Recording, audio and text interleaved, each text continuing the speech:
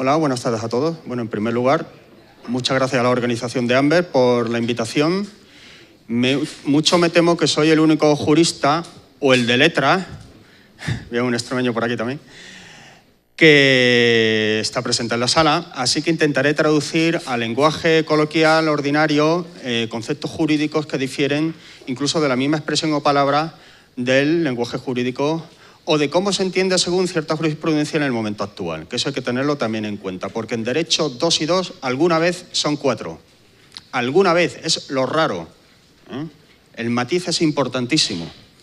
Y hay que tener en cuenta también el principio que rige todo poder público, toda administración pública, incluso hasta el poder legislativo, de que nos regimos por el principio de objetividad y también el principio de vinculación positiva a la legalidad, es decir, que solo se puede hacer aquello que te permite el ordenamiento y nada más.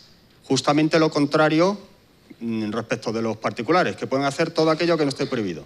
Con lo cual el ámbito privado es muchísimo más amplio que el público. Vamos a ver. Me voy a referir a la eliminación de obstáculos y también, que es la manera más directa de intentar conseguir la reconoctibilidad fluvial, histéresis, ¿se dice así? ¿Tiene que ver algo con histeria? No lo sé, pero bueno, es la primera vez que lo oigo en mi vida.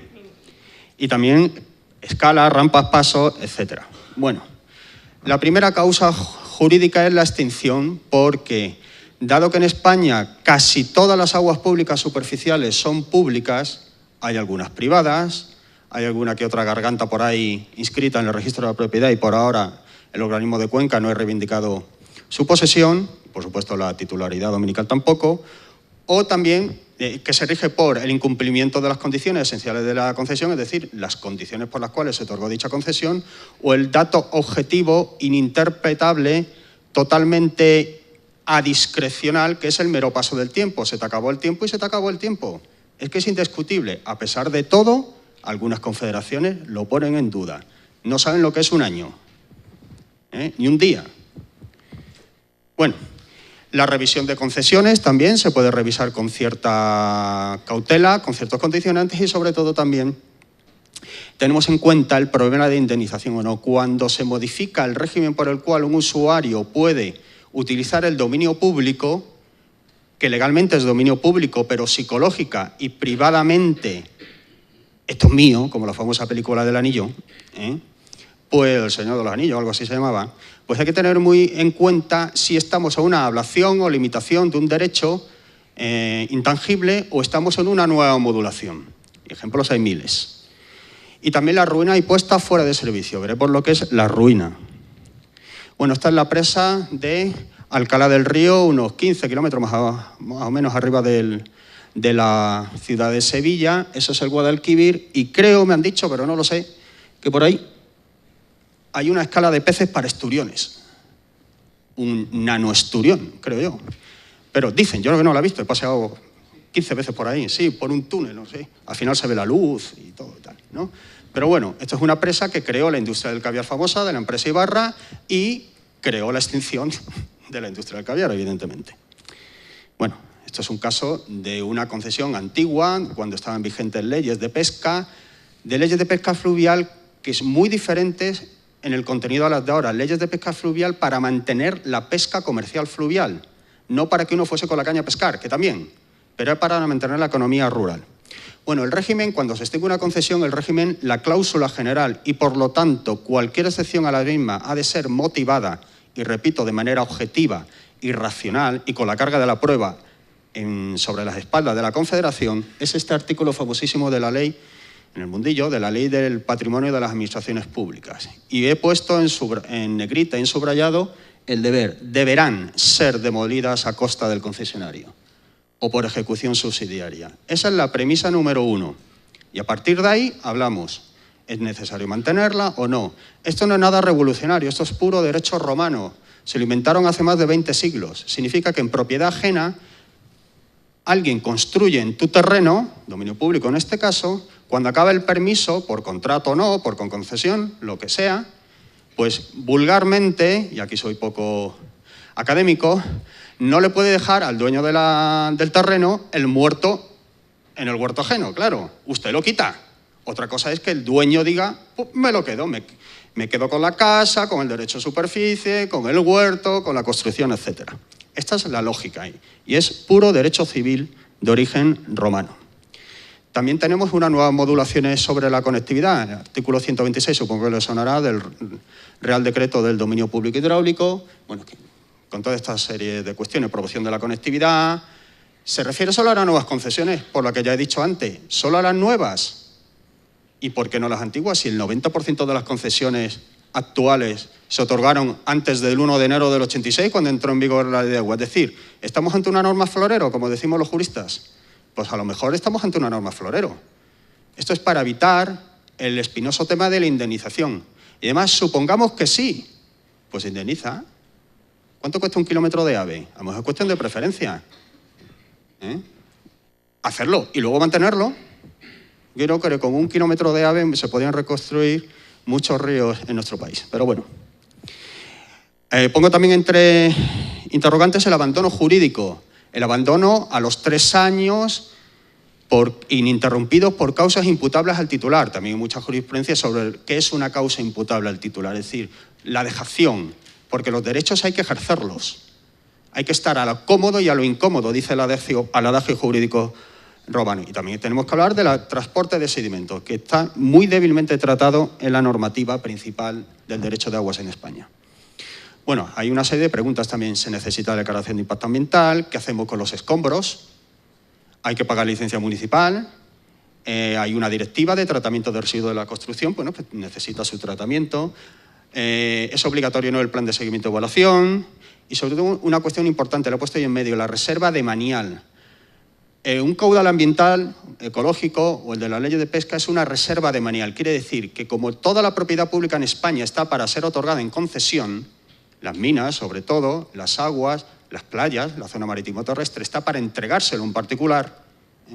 El Estado, esto también es derecho romano, el poder público, o las calles para hacer terrazas. ¿Cuántas veces una calle queda reducida a la mínima expresión? Incluso hay que pasar de perfil cuando tiene 400 sillas y 25 veladores.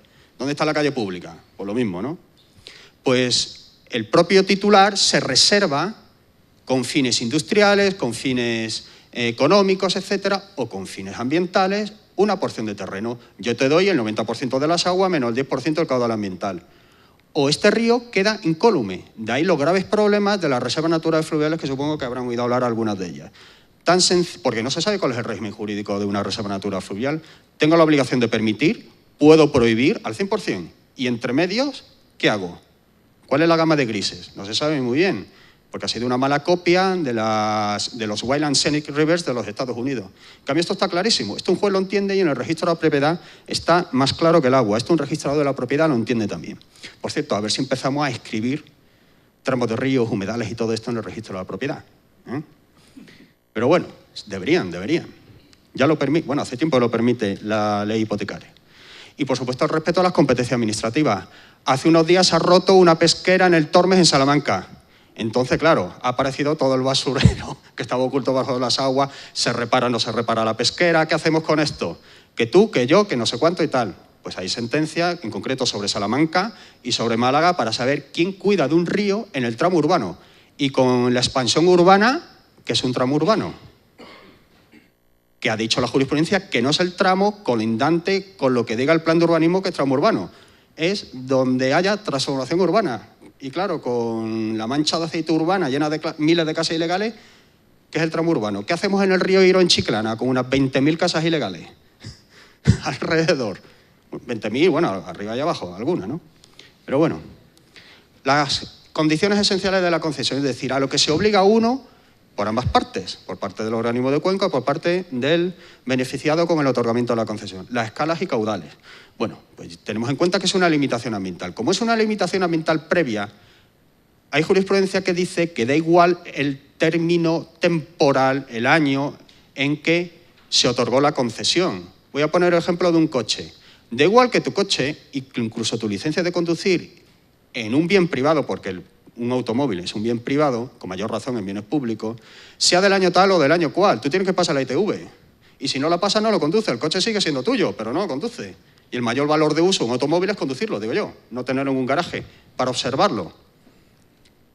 Pues con la misma razón no existe una limitación de derechos, es la adecuación con el fin general, que dice el artículo 33 de la Constitución, del sometimiento a la riqueza nacional e interés general de toda la propiedad privada de España.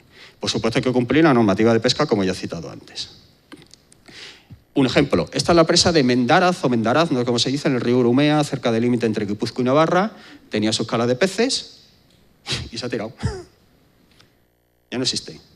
Por cierto, esa es objeto de una importantísima sentencia del Tribunal Supremo de abril del 2004 que dice que incluso si hay poca agua, todo el agua que circule por ahí tiene que ir por la escala. Al final esta sentencia ha perdido su objeto, su razón de ser, porque la presa ya no existe. Pero se está. Una antigua central de Iberdrola, creo. Si no me equivoco. La ley de pesca dice, es que en mi concesión no dice que tengo que cumplir un caudal ambiental. Y por supuesto de sedimentos y eso nada, claro. Bueno, ¿cuándo se otorgó tu concesión? Esas son las leyes, la de 1907, 1929, 11, 29, 42, etc. En algunas comunidades autónomas todavía la del 42 sigue vigente. Bueno, es que no hace falta. En tu carnet de conducir no tiene que salir el reglamento de circulación del año 28, creo que es. ¿Qué más da? Tú te sometes al régimen. No, digo yo. Pero bueno, también cuando entramos aquí el portero o el director, el decano de la escuela no tiene la ley de universidades pegado a su nombramiento. Es que no, son cosas que no tienen realmente sentido. Y además se les suma como capas de hojaldre la normativa sobre espacios naturales protegidos, la ley de patrimonio natural, la Red Natura 2000 como una interesantísima jurisprudencia que afecta no solo a los espacios LIC o CEC de la Red Natura 2000, sino también a los alrededores y a los objetivos y garantías de conservación. Ojo, aunque esté fuera de la zona. Estas son sentencias, una famosísima en España, la sentencia de Minas del Alto Sil, y una jurisprudencia reiteradísima. Y también alguna sobre algún río griego también.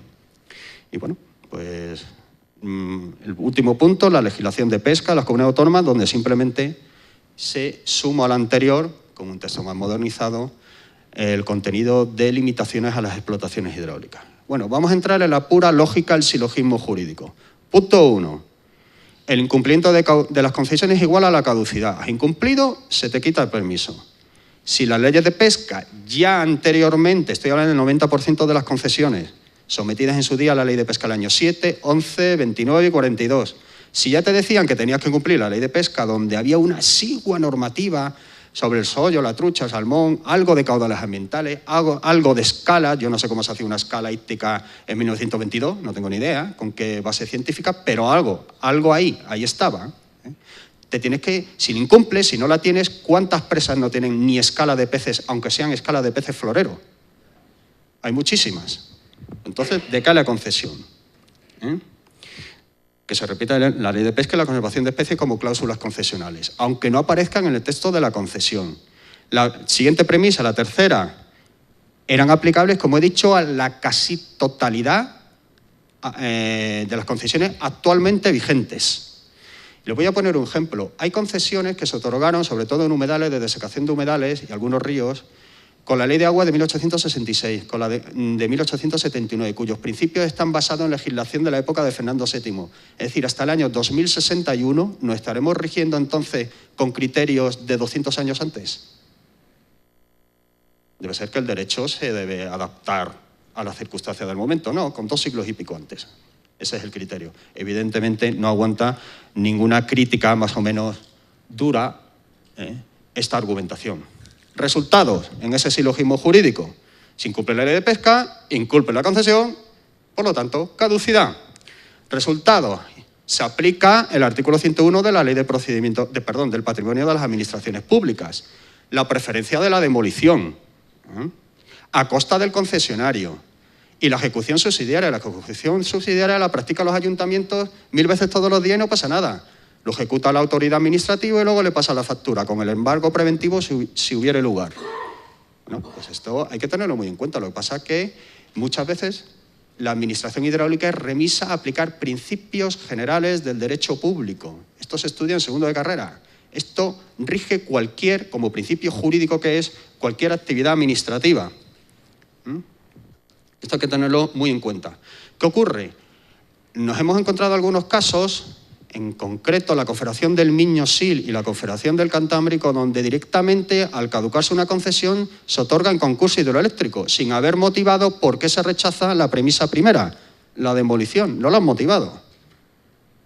Y eso no es así. En concreto hablo de la presa del Salto de Caño, en Asturias, y otra en Santander, no recuerdo el nombre, y la presa de Enviande, actualmente, que está en tramitación en Lugo.